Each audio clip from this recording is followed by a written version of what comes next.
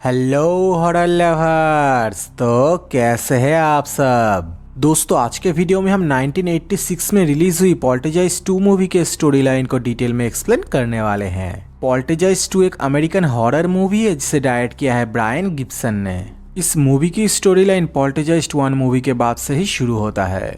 Movie के story line को थोड़ा बहुत बदला गया है जिसकी वजह से मूवी देखते हुए आपको और भी ज्यादा मजा आएगा। अब दोस्तों अगर मैं बात करूं मूवी के रेटिंग वगैरह के बारे में तो इस मूवी को IMDb पे 5.7 की रेटिंग मिला है। बात करें रॉटेन टोमेटोज की तो इसमें आपको ये मूवी 35% फ्रेश मिलेगा। तो आज के वीडियो में हम और आप मिलकर मूवी के स्टोरी लाइन को डीपली जानते हुए अंत में इसके एंडिंग के बारे में बात करेंगे। लेकिन वीडियो शुरू करने से पहले अगर आपने इस मूवी का पहला पार्ट अभी तक नहीं देखा है तो उसका लिंक आपको डिस्क्रिप्शन में एकदम ऊपर मिल जाएगा। अब चलिए बिना किसी देरी के बढ़ते वीडियो की तरफ।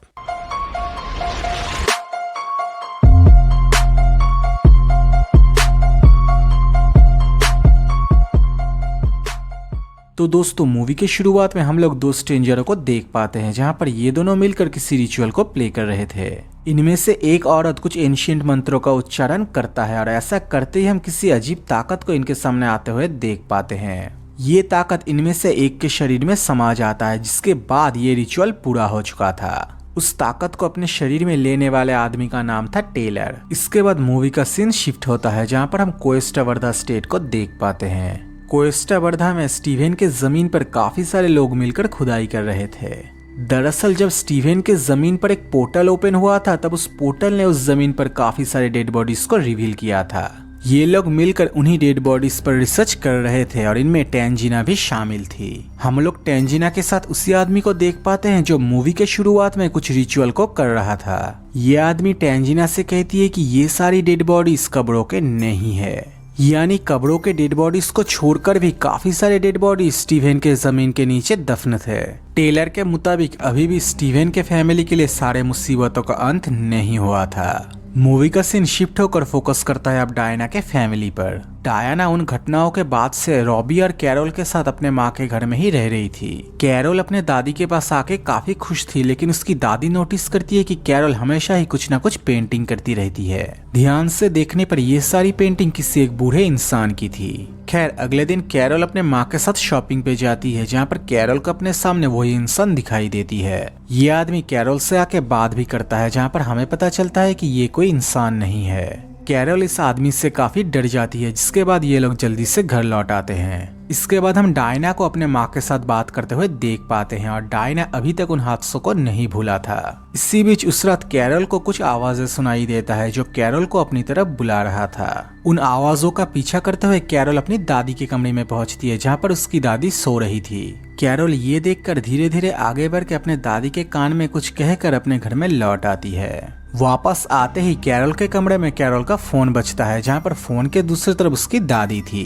कैरोल की दादी उससे बात करती है जहाँ पर कैरोल जवाब में गुड नाइट कहती है। हालांकि ये सब कुछ काफी नॉर्मल लग रहा था लेकिन कैरोल जिस फोन से बात कर रही थी वो बस एक खिलौना था।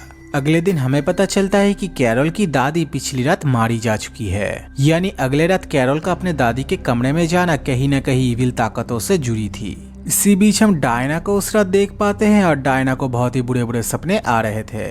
हम लोग डायना के घर के ऊपर कुछ क्लाउडों को जमा होते हुए भी देख पाते हैं जिनमें से अचानक बारिश शुरू हो जाता है। बारिश की पानी कैरोल के कमरे में गिरने लगती है और ऐसा होते ही उसका फोन दोबारा रिंग होने लगा था। कैरोल जाके फोन को रिसीव करती है लेकिन इस बार फोन पे कैरोल की दादी नहीं थी। फोन रिसीव करते ही कई सारे सुपरनेचुरल एक्टिविटीज वापस इनके घर में शुरू हो जाता है। खिलौने अपने आप ही अपनी जगह से मूव हो रहे थे और सिर्फ इतना ही नहीं, एक पोर्टल भी कैरोल के कमरे में दोबारा से ओपन हो जाता है। स्टीवेन और डायना को भी खतरे का अंदाजा हो गया था तो ये लोग सीधा दौड़ते हैं कैरोल के कमरे की तरफ। कमरे में पहुंचने के बाद इन्हें कैरोल और रॉबी कहीं नहीं मिलते।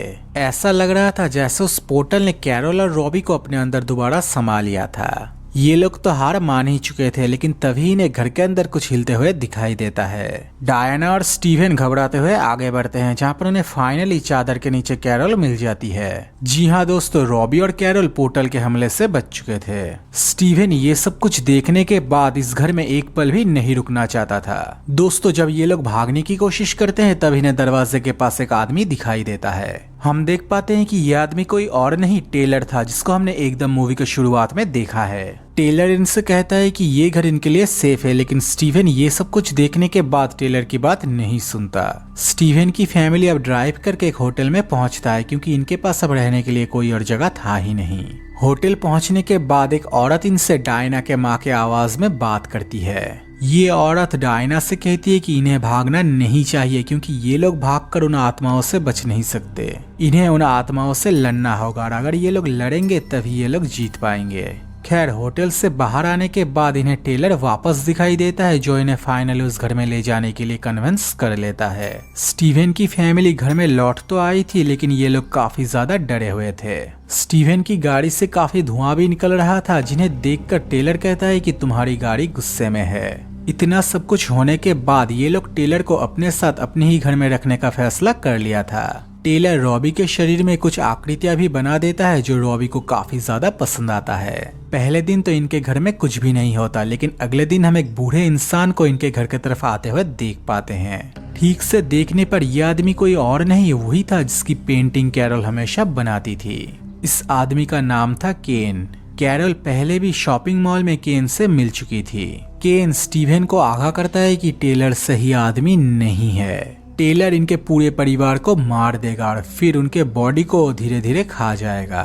केन काफी कोशिश करता है स्टीवन को कन्विंस करने की, ताकि स्टीवन टेलर को अपने घर से बाहर निकाल दे। स्टीवन केन को अपने घर के अंदर लाने ही वाला था कि तभी कैरोल स्टीवन को पीछे से पुकारती है। कैरोल के बुलाने से स्टीवन होश में आ जाता है और वो केन को अपने घर के अंदर आने नहीं देता। इसी बीच हम डायना को भी देख पाते हैं, और डायना को काफी अजीब अजीब चीजें दिखाई दे रहा था। इन विजन में हमें केन भी दिखाई देता है, जो काफी ज्यादा शॉकिंग था। कहानी में आगे स्टीवन केन को घर के अंदर आने नहीं देता, तो केन गुस्से में लौट जाता है। दूसरी तरफ किसी अनजान शक्ति को उसी रात हम रॉबी के ऊपर हमला करते हुए भी देख पाते हैं। स्टीवन और डायना रॉबी की मदद करने की कोशिश करते हैं, लेकिन टेलर आगे नहीं बढ़ता। टेलर कहता है कि ये हमला रॉबी के लिए नहीं, कैरोल को ले जाने के लिए है। टेलर को पहले से सब कुछ पता था, तो टेलर रॉबी की मदद के लिए आगे नहीं बढ़ता और वो कैरोल के पास ही बैठा रहता है। इसके बाद डायना देख पाती है कि रॉबी को काफी सारे इलेक्ट्रिकल वायर ने जकड़ लिया था।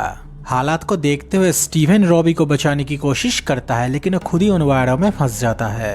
इलेक्ट्रिकल शॉक इन दोनों को लगने ही वाला था कि तभी डायना किसी तरीके से लाइन को ऑफ करती है। स्टीवन और रॉबी इस बार के लिए तो बच गए थे, लेकिन खतरा अभी टला नहीं था। टेलर इनसे कहता है कि अगर इन्हें उन ताकतों से लड़ना है तो फिर स्टीवन को कुछ ताकतें हासिल करना होगा। अगले दिन टेलर स्टीवन के साथ एक गुफा में जाता है, जहाँ पर टेलर कुछ रिचुअलों को प्ले करता है। इन रिचुअलों के जरिए टेलर ने स्टीवन को भी अपने जैसा ताकतवर बना दिया था। टेलर स्टीवन को कुछ सामान भी देता है, ताकि स्टीवन उन ताकतों से लड़ सके। मूवी का सीन शिफ्ट होता है और इस बार हम टेंजिना को देख पाते हैं, जो डायना से मिलने के लिए आई थी। टेंजिना डायना को कुछ तस्वीर दिखाती है, जिनके बाद खुलता है असली कहानी। दरअसल इनके फैमिली को जो आत्माएं दिखाई दे रहा था, वो लोग साल 1800 में मारे गए थे। ये कुछ लोगों का समुदाय था, जिनके लीडर थे केन। केन वही इंसान था जिसकी पेंटिंग कैरोल पूरे मूवी में बना रही थी। केन ने ये कहकर अपने लोगों को एक गुफा के अंदर बंद कर लिया था कि दुनिया का अंत होने वाला है। केन के साथ जितने भी लोग थे, वो सारे बिना खाना और पानी के मारे गए थे। स्टीवन के जमीन के नीचे जो डेड बॉडीज मिली थी, वो सारे इन्हीं लोगों की थी। केन हमेशा अपने लोगों को अपने साथ बंदी बनाकर रखना चाहता था, जिसकी वजह से ये सारे हादसे हुए। केन काफी बुरा हो चुका था और इसलिए उसने सारे लोगों को अपने साथ कैद करके रख लिया। केन ने उन लोगों से कहा था कि जब क़यामत के दिन गुजर जाएंगे तब केन उन्हें जाने देगा, लेकिन क़यामत का दिन कभी नहीं आया और ये लोग गुफा के अंदर कैद होकर ही मारे गए। मारे जाने के बाद भी केन इन लोगों के आत्माओं को आजाद नहीं करना चाहता था। दोस्तों, पोल्टरजाइस्ट 1 मूवी में जो इविल स्पिरिट था, वो कोई और नहीं केन ही था। इसके अलावा मूवी में जो आत्माएं कैरोल के आसपास घूम रही थी, वो इन्हीं लोगों के आत्माएं थी। दोस्तों, हमने पहले पार्ट में ही देखा है कि इविल स्पिरिट यानी केन उन आत्माओं को आजाद नहीं करना चाहता था। अब हम सभी को अंदाजा हो गया था कि वो इविल स्पिरिट कोई और नहीं केन ही था और वही ये सब कुछ करवा रहा है। कहानी में आगे उसी रात हम स्टीवन को देख पाते हैं, जो शराब के साथ किसी अजीब जीव को निगल लेता है। ये जीव स्टीवन के शरीर में जाते ही स्टीवन बदल गया था और वो डायना पर हमला भी कर देता है। डायना किसी तरीके से स्टीवन को रोकता है, जिसके बाद स्टीवन के मुंह से एक अजीब सा जीव बाहर आता है। ये अजीब जीव धीरे धीरे एक इंसान का आकार ले लेता है, जिसके बाद वो विशाल होकर स्टीवन पर हमला कर देता है। स्टीवन पहले तो इस जीव से नहीं लड़ पाता, लेकिन अचानक स्टीवन के एक ही बार से ये जीव जमीन के अंदर चला जाता है। दोस्तों, टेलर ने स्टीवन को जो शक्तियां दी थी वो वाकई में इनकी हिफाजत कर रहा था। खैर, ये लोग उस जीव को हराने के बाद अपनी गाड़ी लेकर उस घर से भागने की कोशिश करते हैं, लेकिन गाड़ी के पास पहुंचने पर एक हैक्सो इन पर हमला कर देता है, जिससे ये लोग मरने ही वाले थे। स्टीवन किसी तरीके से अपने परिवार को इस हमले से बचाता है, लेकिन इस हमले में इनकी गाड़ी काफी ज्यादा डैमेज हो चुकी थी। हमले से बचने के बाद ये लोग अपने पुराने घर में पहुंचते हैं, जहां पर पहले से ही टैंजिना इनका इंतजार कर रही थी। स्टीवन की फैमिली और टैंजिना उन डेड बॉडीज को प्रॉपर तरीके से बरी करना चाहते थे, ताकि ये श्राप हमेशा हमेशा के लिए खत्म हो जाए। टैंजिना और स्टीवन अंदर जाकर उन कब्रों को खोजने लगते हैं, जहाँ पर अचानक केन जाग जाता है। केन देखते ही देखते इनके आंखों के सामने कैरोल और डायना को एक दूसरे डायमेंशन में भेज देता है। दरअसल केन अभी भी अपने साथ कैरोल को ले जाना चाहता था। स्टीवन टैंजिना से मदद करने के लिए कहता है, लेकिन टैंजिना इनकी मदद नहीं कर पाती। टैंजिना कहती है कि तुम्हें ही अपने परिवार को वापस लाना होगा। ये लोग आवाज का पीछा करते हुए गुफा के अंदर पहुंचते हैं, जहां पर इन्हें टेलर मिलता है। बिल्कुल दोस्तों, टेलर ने पहले ही गुफा के अंदर जाके पूरी तैयारी कर लिया था। टेलर जानता था कि केन कैरोल को ले जाने की कोशिश जरूर करेगा। इसके बाद टेलर स्टीवन को अपने सामने रखे आग में कूदने के लिए कहता है, ताकि स्टीवन भी दूसरे डायमेंशन में पहुंच जाए। स्टीवन आग में कूद जाता है और ऐसा करते ही वो डायना और कैरोल के पास पहुंच चुका था। स्टीवन काफी कोशिश करता है कैरोल और डायना को वापस ले आने की, लेकिन वो कामयाब नहीं होता। टेलर ये सब कुछ देखकर एक भाले को स्टीवन की तरफ फेंकता है, ताकि स्टीवन केन से लड़ सके। स्टीवन केन को तो हरा देता है, लेकिन केन जाते हुए भी कैरोल को अपने साथ आत्माओं की दुनिया में ले जाता है। ये लोग इतना ज्यादा कोशिश करते हैं, लेकिन फिर भी अंत में कैरोल को बचाना मुमकिन नहीं होता। हम सभी को लगता है कि कैरोल अब वापस नहीं आएगी, लेकिन तभी हम एक रोशनी को स्पिरिट वर्ल्ड से बाहर आते हुए देख पाते हैं। बिल्कुल दोस्तों, कैरोल के दादी ने कैरोल को इनके दुनिया में वापस लौटा दिया था। टेलर ने भी ये सब कुछ देख लिया था और वो इन सभी को सही सलामत वापस ले आता है। मूवी के अगले सीन में हम टेलर को स्टीवन के गाड़ी को लेते हुए देख पाते हैं, और बस यही पे हो जाता है मूवी का दी एंड। तो दोस्तों, ये थी 1986 में रिलीज हुई पोल्टरजाइस्ट 2 मूवी की डिटेल स्टोरी। दोस्तों, मूवी के अंदर जितने भी थ्योरी है उन्हें तो मैंने ऑलरेडी एक्सप्लेन कर ही दिया है, लेकिन फिर भी मैं कुछ छोटे मोटे टॉपिक को एक बार क्लियर कर देता हूँ। दोस्तों, कैरोल ने अपने दादी को नहीं मारी थी। बिल्कुल दोस्तों, जब कैरोल अपने दादी के कमरे में पहुंची थी तब उसकी दादी पहले से ही मारी जा चुकी थी। कैरोल आत्माओं से बात कर सकती थी और इसीलिए कैरोल ने अपने दादी के मौत को महसूस कर लिया था। इसके अलावा अगर मैं बात करूं डायना के विशंस के बारे में, तो डायना कैरोल से जुड़ी थी और इसीलिए डायना को ये सारे विशंस आ रहे थे। अब दोस्तों, उम्मीद करता हूँ कि आप लोगों के लिए सारे टॉपिक क्लियर हो गए होंगे, लेकिन फिर भी अगर कोई डाउट है तो आप वीडियो के नीचे कॉमेंट कर सकते हैं, मैं आपको एक्सप्लेन कर दूंगा। अब चलिए हम मिलते हैं अगले वीडियो में, तब तक के लिए स्टे